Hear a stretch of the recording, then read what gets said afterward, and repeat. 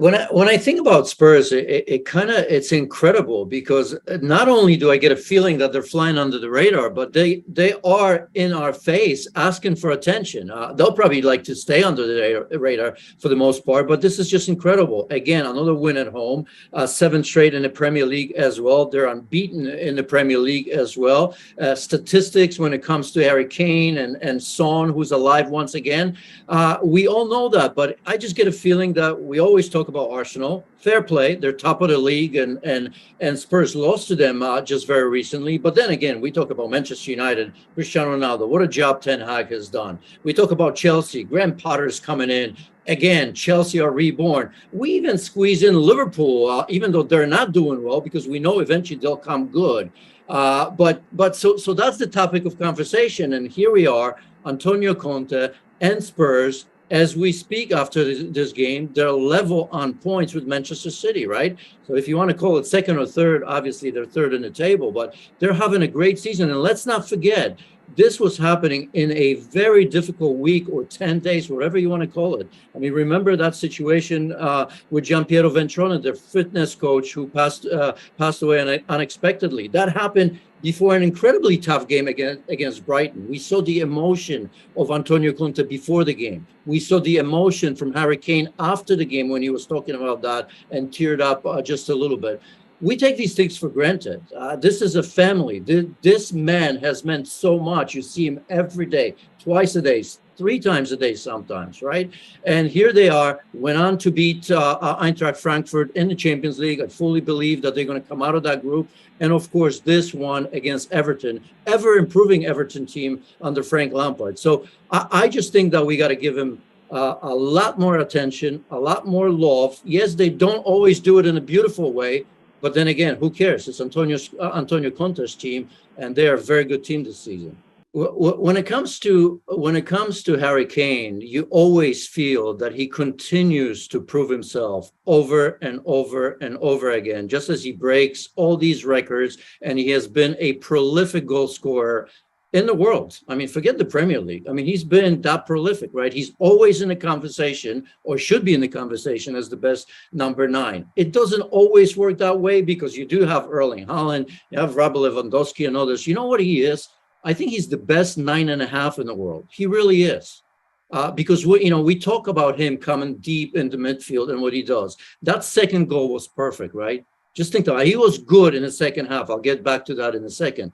But think about that second goal when he was just got the ball in the midfield and just waiting for Bentancur to overlap, just waiting, inviting him and say, "Come on over here. There's a chance to close the game." And of course, Bentancur played that ball and a great finish with a little bit of a deflection of Iwobi from Pierre-Emile Højbjerg as well. But of course, the penalty he's won, he put it away. We know the numbers: 9 goals.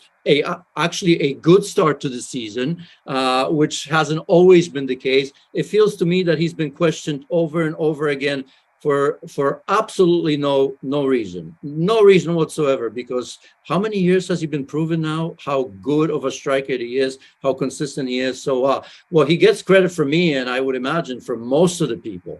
Everton, yeah, we can't forget about them. The process and the progress, I think, is there under Frank Lampard. I think we have to say that the preseason wasn't easy. The start of the season was even worse. I think many actually have had maybe Everton in the relegation battle. And let's be honest, as good as they've been, they're only 3 points away from that.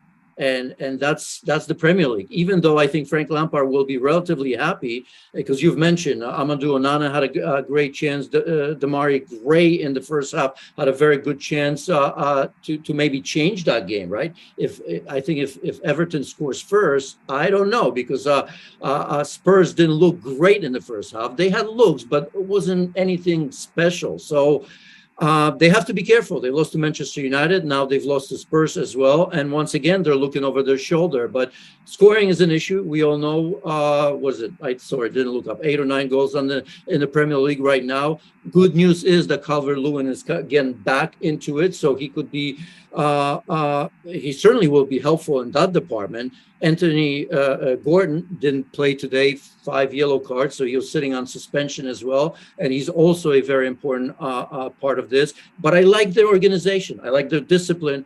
I think getting Connor Cody and James Tarkowski was obviously a very good business for them. You can see how well organized they are.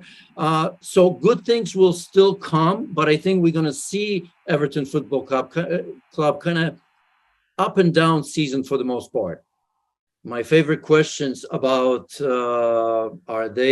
do we consider them for as contenders for the title race?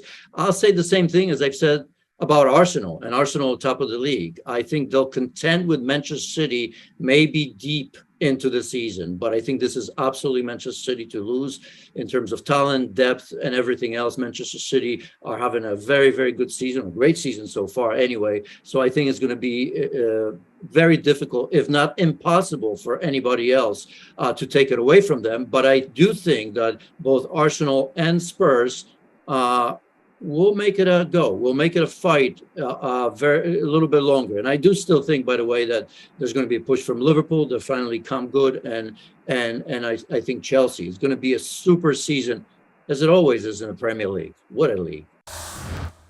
Thanks so much for watching ESPN on YouTube. And for more sports highlights and analysis, be sure to download the ESPN app. And for premium content and live streaming, subscribe to ESPN Plus.